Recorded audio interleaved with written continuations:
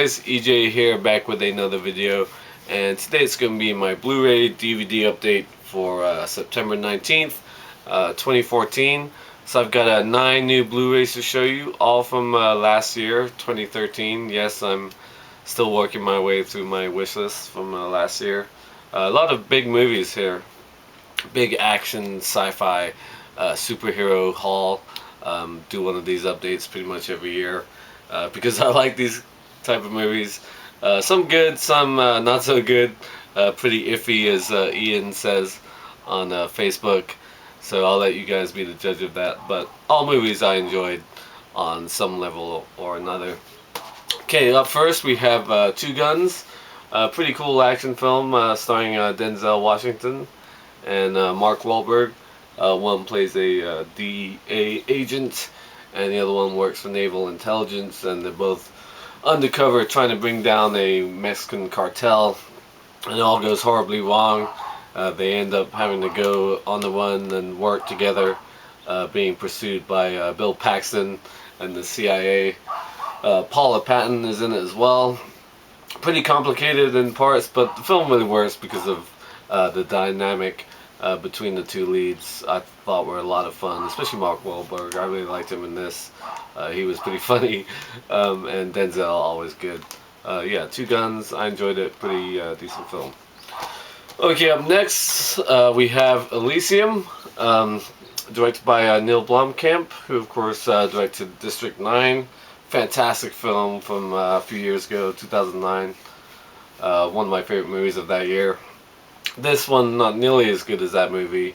Of course, starring Matt Damon, Jodie Foster, and Sharlto Copley, who of course starred in District 9 as well. Yeah, film not unlike many other sci-fi films these days. Earth's sort of been destroyed. The poor people living on a barren and pretty poor planet, and the rich, the elite, living up in this space station that's been created called Elysium. Matt Damon basically gets in a some sort of accident at work, gives him some disease. He's going to die in a few months, so he makes it his mission to go up there and sort of change things and help people out. Yeah, pretty cool concept, but some of it just doesn't work. And I gotta say, I love Jodie Foster, but I do not understand what accent she was trying to pull off in this film. Her performance is kind of a bit weird. Sharlto Copley's good. He's cool as the badass, the right-hand man of Jodie Foster in this. Yeah, some good visuals. Not as good as District 9, but still pretty cool. I enjoyed parts of it. Okay, up next, sequel. One of many sequels to come. In this update, we have G.I. Joe Retaliation. I didn't love the first G.I. Joe, The Rise of Cobra, but it was an okay film, and this was pretty much more of the same. I'd say the first one was a little bit better. Yeah, of course, starring The Rock and Channing Tatum. They pull out Bruce Willis out of retirement. Jonathan Pryce I thought was fun as the president. Of course, at the end of the first movie, Cobra has infiltrated the U.S. government, and they have Jonathan Pryce under their control. And my favorite scene in this movie is when he's describing the weapon to all the gathered leaders, the world leaders, and he says, in the case of North Korea, we have the capability to destroy you twice over, as opposed to everybody else. And the North Korean guy looking around like, what the hell, man? I thought that was a pretty funny moment. And then, of course, he goes on to destroy London, England, with that weapon. I thought that was a pretty cool scene. Yeah, I don't really remember much else. Lots of good sort of action fight scenes, stuff with the, like, I don't even know their names. Snake Eyes, and yeah, some pretty cool stuff. Wasn't great. I liked the first one a little bit better. But that's G.I. Joe Retaliation.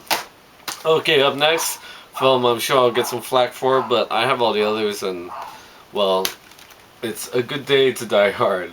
Of course, starring Bruce Willis, and the guy who played his son in this, I don't know his name, Jai Courtney?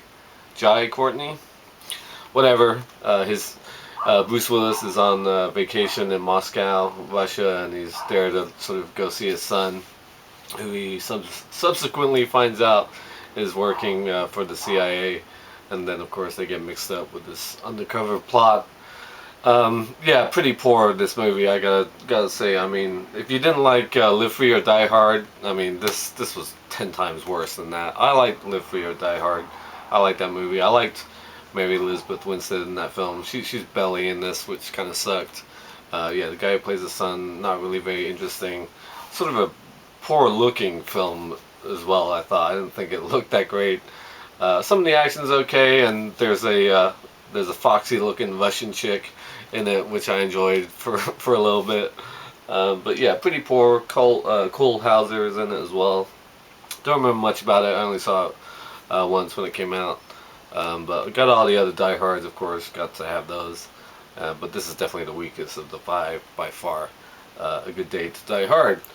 Okay, up next, another sequel, and another case where if you didn't like the previous one, I don't know how you can compare it to this one, and that is Iron Man 3. Now, I know a lot of people did like this, but I thought it was a hot mess, to be honest with you, and I thought Iron Man 2 was a lot better than Iron Man 3. And a lot of people didn't like Iron Man 2, but this was a mess, I thought, and where do I begin with this film? I will say the one scene I did like was when the helicopters come and blow up Tony Stark's house, and that's the point where Gwyneth Paltrow ends up in the Iron Man outfit at one point as they're trying to escape the collapsing house that's blowing up all around them. But that's also part of the problem of this film. It's like Tony Stark doesn't spend as much time in the Iron Man suit as a bunch of other characters do. It seems like everybody else gets a chance to wear the Iron Man suit in this film besides Robert Downey Jr. He spends half the time moping around in Connecticut with some kid in the snow for like half the movie. But the biggest problem I thought was what they did with the villains in this film. It was much talked about, of course. Ben Kingsley as the Mandarin I thought was a really cool villain. All the previews sort of set him up as this really interesting and very scary villain. But then they turned him into a joke, and I hated it. I just hated the fact what they did with Ben Kingsley and the Mandarin. When you find out what he actually is, I just thought it was an awful, terrible idea. And then what you're left with is the actual villains. I mean, Guy Pearce and what's the name, Rebecca Hall, and there's some ecological, environmental plot that they have. It made no sense at all. It was a silly motivation for a villain in this film. I thought it could almost ruin the movie. But yeah, the thing with Ben Kingsley really pissed me off. Yeah, it was that, and of course the big reveal of who Benedict Cumberbatch in Star Trek Into Darkness. The two big things that happened last summer when these movies came out. I like who Benedict Cumberbatch turned out to be in Star Trek a lot more than who Ben Kingsley turned out to be in this.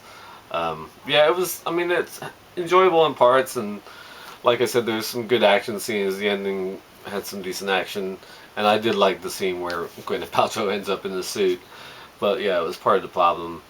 Yeah, I thought it was a mess. I thought Iron Man 2 was better, and Iron Man, the first one's better than the sequels by far.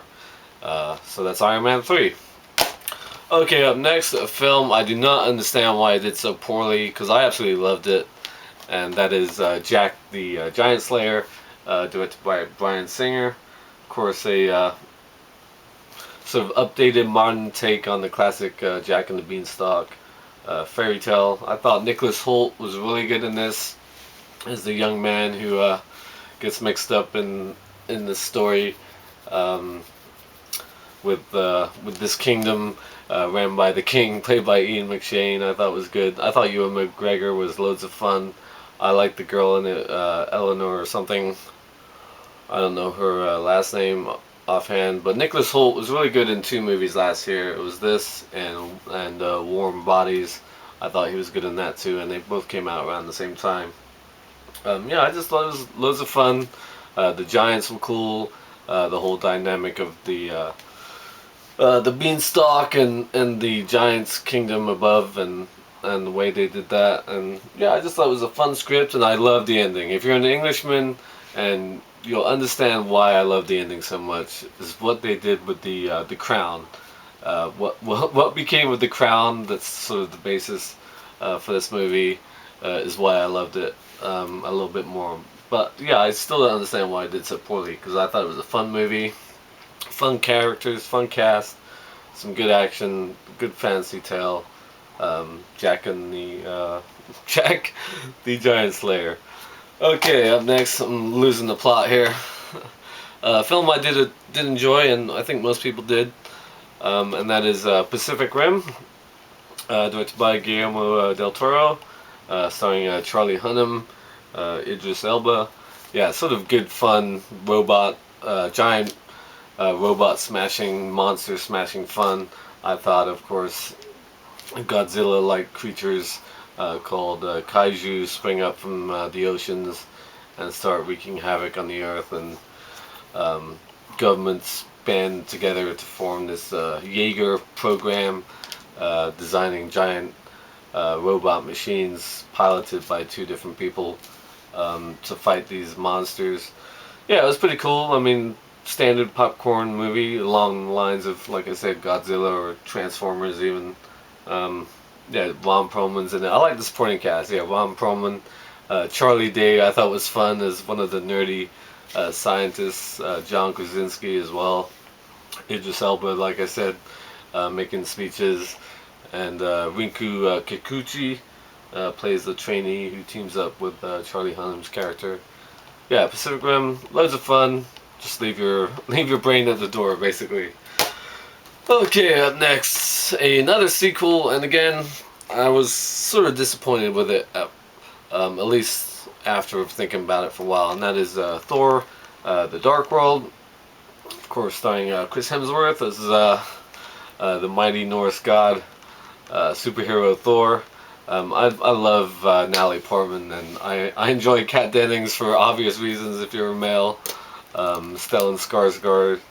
Skarsgård, always good. But the star of this movie for me, was Loki, played by Tom Hiddleston. It's really his movie. He was awesome in this.